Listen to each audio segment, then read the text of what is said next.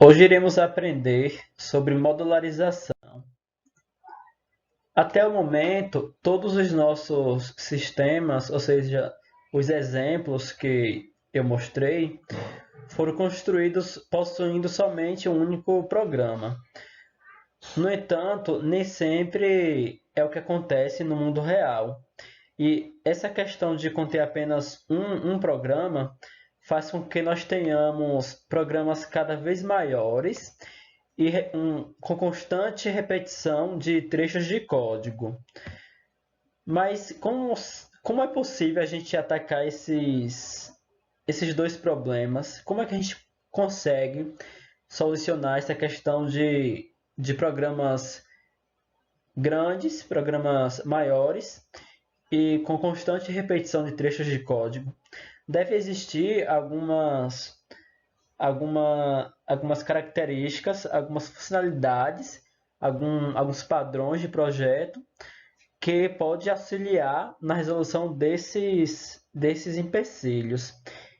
Então, inicialmente, nós temos a estratégia dividir para conquistar, ou seja, dividir problemas em subproblemas menores e mais tratáveis, e se ainda for muito complexo, dividir em subproblemas ainda menores e assim sucessivamente. Com isso, a gente conseguiria construir programas mais simples de interpretar, mais simples de realizar manutenção e mais simples de outras pessoas conseguirem perceber o que é que aquele programa está executando e até influenciar na evolução, no aprimoramento do mesmo. Com relação à repetição de trechos de código, como a gente poderia evitar repetições? Bem, basicamente é o nosso assunto da aula de hoje, que é a modularização.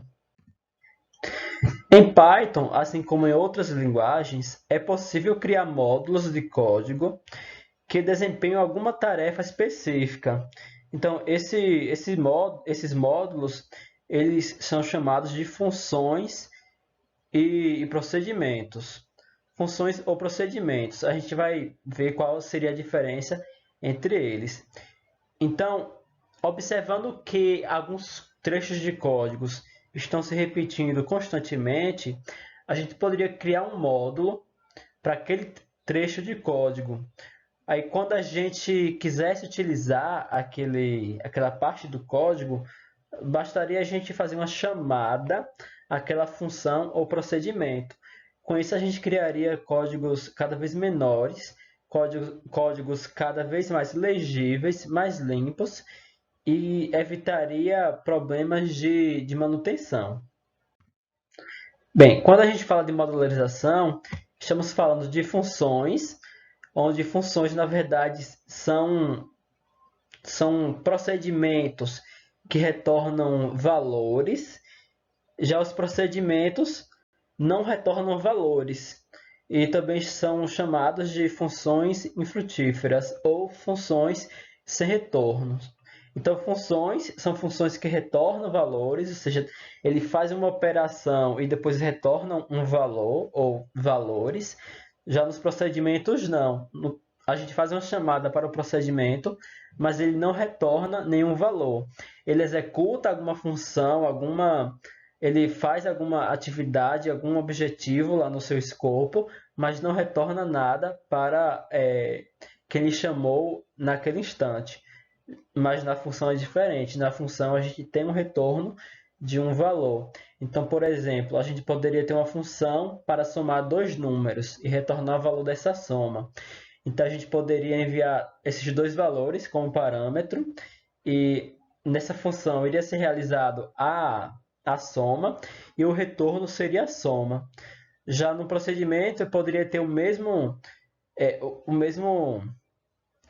eu poderia criar também um procedimento para realizar essa soma, só que ao invés de retornar o valor da soma, eu iria printar esse valor no próprio procedimento, ou seja, não precisaria retornar o valor da soma.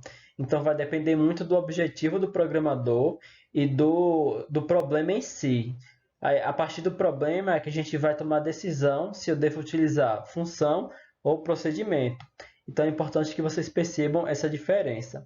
Mas não se preocupe, a gente vai se aprofundar um pouco mais na próxima aula.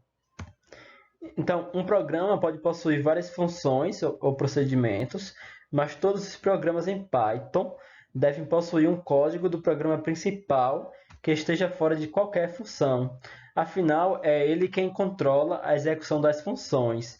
Ou seja, as funções e os procedimentos são invocados, são chamados nesse trecho de código que fica fora dessas funções que são criadas pelo programador.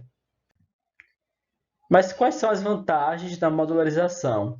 Pois vocês poderiam pensar, por que eu quero usar a modularização? Eu não preciso disso para fazer o meu programa. Então, mas quais seriam essas vantagens?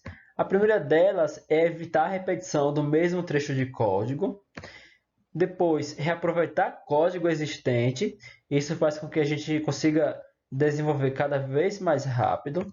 Temos também a facilidade de realizar modificações, assim como organizar o programa em partes que podem ser compreendidas isoladamente e melhorar a estrutura do programa, ou seja, o código ele vai estar sendo construído de forma mais limpa e com isso a gente acaba melhorando a estrutura do programa, fazendo com que ele seja mais simples e fácil de ser compreendido por você mesmo e por outras pessoas que futuramente poderiam estar alterando o seu código.